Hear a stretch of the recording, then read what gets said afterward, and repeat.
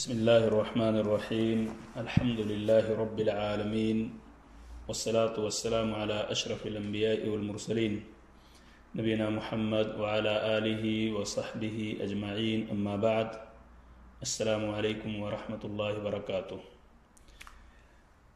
عن أبي هريرة رضي الله عنه أن رسول الله صلى الله عليه وسلم قال: لو يعلم الناس ما في النداء والصف الأول ثم لم يجدوا إلا أن يستهموا عليه لاستهموا ولو يعلمون ما في التهجير لاستبقوا إليه ولو يعلمون ما في العتمة والصبح لأتوهما ولو حبوا.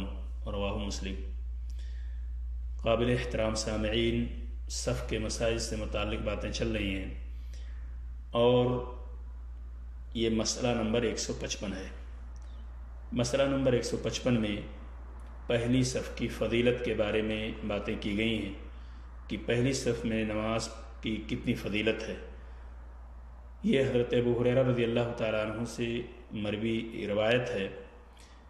حضرت کی رسول اللہ صلی اللہ علیہ وسلم نے فرمایا: اگر لوگوں کو اذان اور پہلی صف کا ثواب معلوم ہو جائے تو اس کے لیے ضرور قرعہ ڈالیں گے، اور اگر اول وقت میں نماز پڑھنے کی فضیلت معلوم ہو جائے تو ایک دوسرے پر سبقت لے جانے کی کوشش کریں، اور اگر عشاء اور فجر کی فضیلت جان لیں تو اس میں ضرور آئیں، خواہ گھٹنوں کے بل ہی آنا پڑے. یہ روایت صحیح مسلم کے اندر موجود ہے. تو حدیث کے پہلے ٹکڑے سے یہ بات واضح ہو گئی: لو يعلم الناس ما في النداء والصف الأول ثم لم يجدوا إلا أن يستهموا عليه لاستهموا عليه، یعنی پہلی صف کا ثواب اگر معلوم ہو جائے تو اس کے لیے ضرور قرعہ ڈالیں گے، کسی بھی طریقے سے پہنچنے کی کوشش کریں گے. مسئلہ نمبر 156، پہلی صف مکمل کرنے کے بعد دوسری صف میں کھڑا ہونا چاہیے. مساجد میں عام طور پہ آپ دیکھتے ہیں کہ پہلی صف نامکمل ہے، لیکن اس کے باوجود بھی دوسری صفیں لگنی شروع ہو جاتی ہیں، اور شرعی اعتبار سے یہ درست نہیں ہے.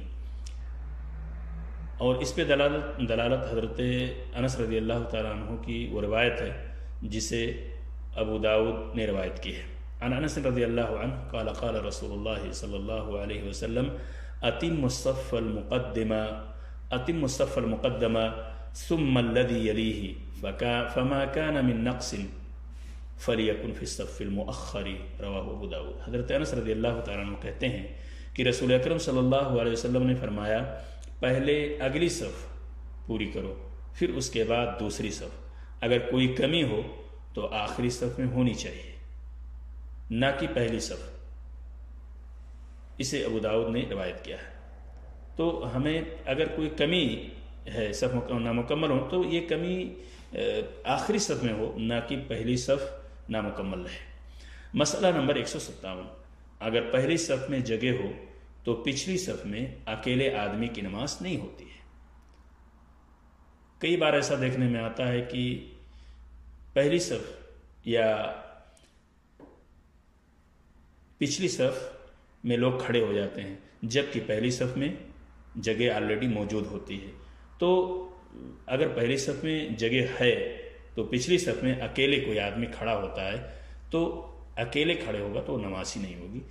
اور اس پر دلیل وابسہ ابن معبد رضی اللہ تعالیٰ عنہ کی حدیث ہے. عن وابسہ ابن معبد رضی اللہ عنہ قال رأى رسول اللہ صلی اللہ علیہ وسلم رجلا يصلي خلف الصف وحده فأمره أن يعيد الصلاة. رواه احمد والترمذی وابو داود.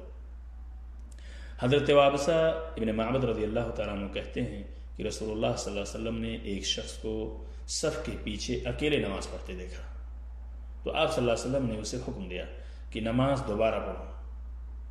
اسے احمد، ترمذی اور ابو داؤد نے روایت کیا ہے.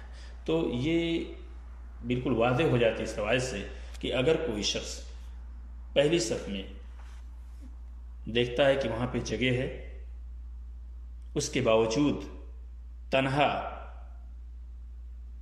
پیچھے کھڑا ہو جاتا ہے تو پھر ایسے شخص کی نماز نہیں ہوگی، کیونکہ پہلی صف جو اس سے موجود ہے وہاں پہ جگہ ہے، اس لیے وہاں کھڑے ہونا چاہیے. اگر پہلی صف مکمل ہے پھر تنہا اگر کوئی شخص پیچھے والے صف میں کھڑا ہوتا ہے تو کوئی حرج کی بات نہیں ہے، کیونکہ وہاں پہ جگہ موجود نہیں ہے۔ اللہ تعالیٰ سے دعا کہ اللہ تعالیٰ ہم سب کو شرعی